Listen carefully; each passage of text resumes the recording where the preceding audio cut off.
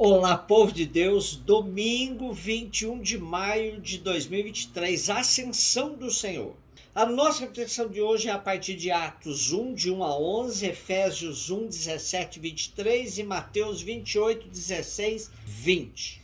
Lucas escreveu sua obra em 2 tomos, o Evangelho e os Atos dos Apóstolos. Este dirige-se às comunidades da década de 80, cerca de 50 anos após a morte de Jesus. A expectativa pela volta iminente de Jesus já passou e já começa um clima de rotina e monotonia entre as comunidades. Falta o entusiasmo e o empenho. O quadro geral é de um certo sentimento de frustração porque o mundo continua igual e a esperada intervenção vitoriosa de Deus continua adiada. Quando vai concretizar-se de forma plena e inequívoca o projeto salvador de Deus? Nesse ambiente, Lucas diz que passou o tempo de ficar esperando soluções prontas, vindas do céu. Agora é o tempo de agir inspirados pelo Espírito. A construção do reino é uma tarefa que não está terminada, mas que é preciso concretizar na história e exige um empenho contínuo de todos os crentes. Os cristãos são convidados a redescobrir o seu papel no sentido de testemunhar o projeto de Deus, na fidelidade ao caminho que Jesus percorreu. Lucas também fala de uma nuvem que se interpõe entre os olhos dos discípulos e que simboliza o Primeiro Testamento, que ao mesmo tempo revela e encobre o mistério de Cristo. E os 40 dias entre a ressurreição e a ascensão é um tempo simbólico, suficiente para que um cristão passe pelo catecumenato e conclua o seu período de iniciação nas coisas do reino. Portanto, nada de ficar olhando para o céu e esperando soluções mágicas. É hora de olharmos o chão de nossa vida e assumirmos nossas responsabilidades históricas de tornar visíveis os sinais do reino aqui e agora. Efésios 1, 17 e 23. A carta aos Efésios é atribuída a Paulo, que estava preso nessa ocasião, ou a um dos seus seguidores. Trata-se de uma reflexão bem amadurecida, onde Jesus Cristo e seu mistério ocupam o centro da história e preenchem todo o universo, o pleroma. O Cristo da glória, o ressuscitado e levado para junto do Pai, é a cabeça da igreja, seu corpo, e a plenitude da revelação do Pai, que é a plenitude universal.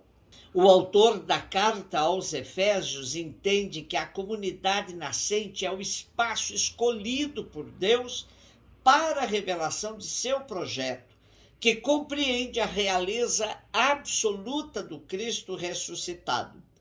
Como no Evangelho e no relato dos Atos dos Apóstolos, a segunda leitura nos apresenta o núcleo do querigma cristão: vida, paixão, morte, ressurreição e ascensão de Jesus Cristo.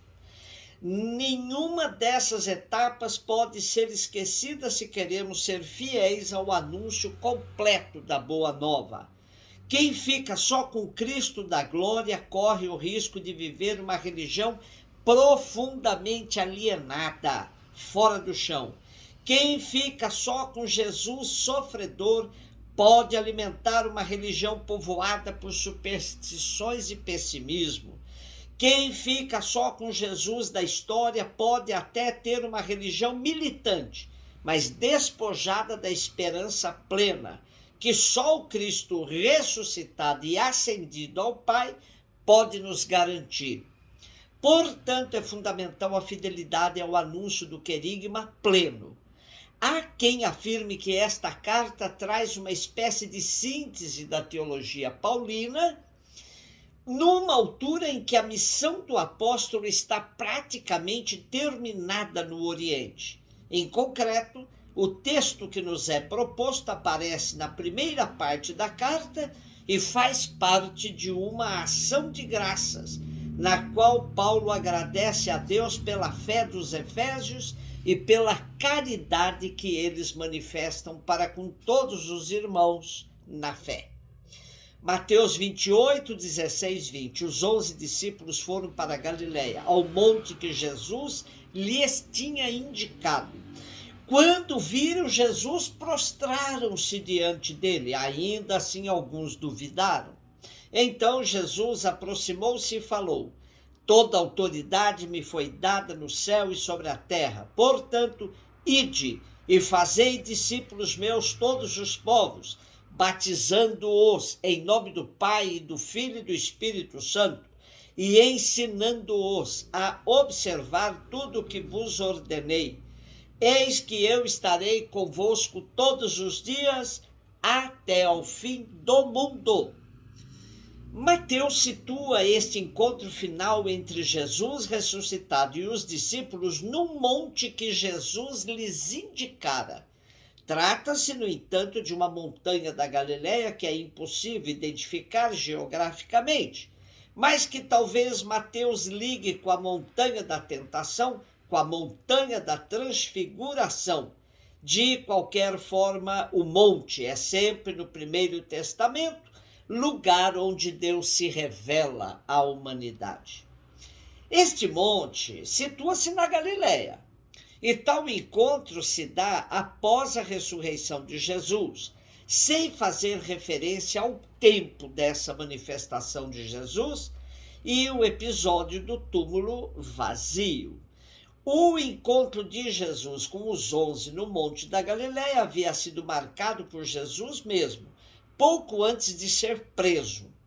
Também na montanha da Páscoa, na manhã da Páscoa, os anjos que apareceram às mulheres no sepulcro e o próprio Jesus, vivo e ressuscitado, renovam o convite para que os discípulos se dirijam à Galiléia, a fim de lá encontrar o Senhor.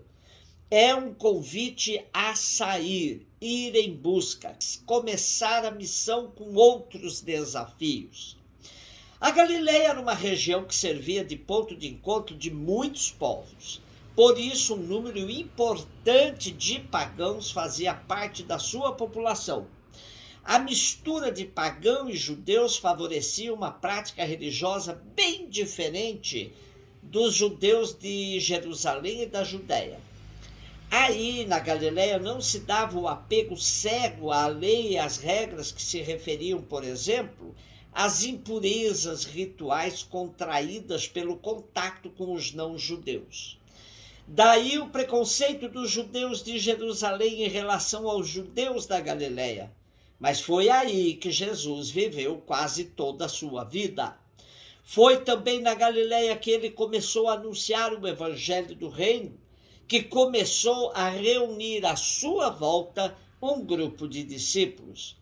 Para Mateus, esse fato sugere que o anúncio libertador de Jesus tem uma dimensão universal, destina-se a judeus e pagãos.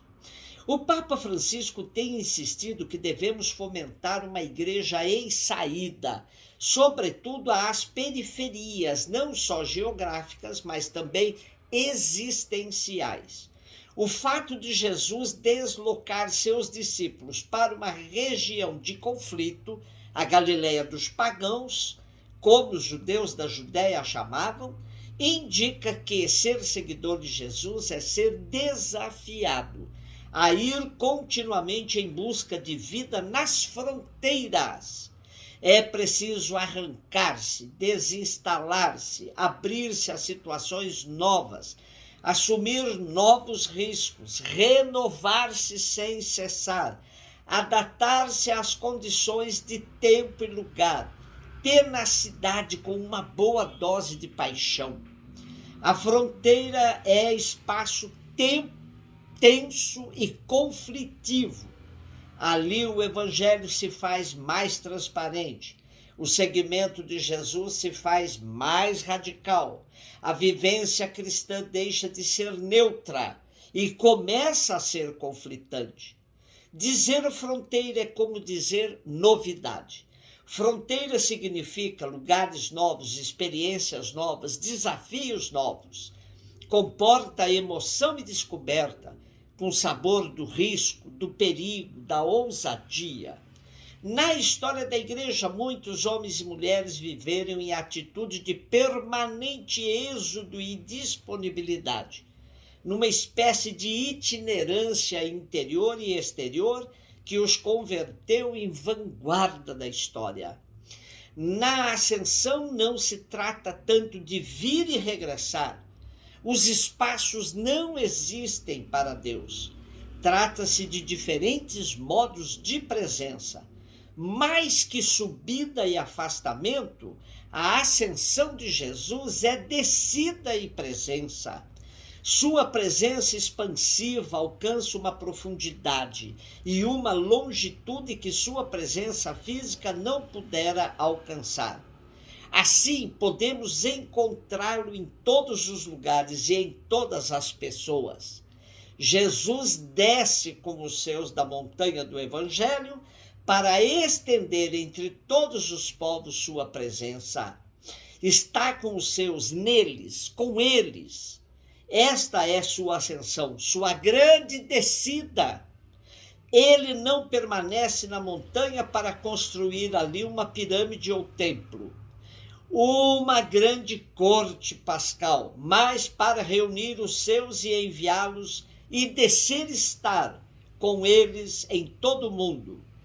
Estes 11 da ascensão somos todos homens e mulheres na montanha do Evangelho para começar de novo, desde a periferia do mundo, como humanidade nova, como grupo, unidos no amor, todos e todas, formando a grande comunidade da nova montanha da vida.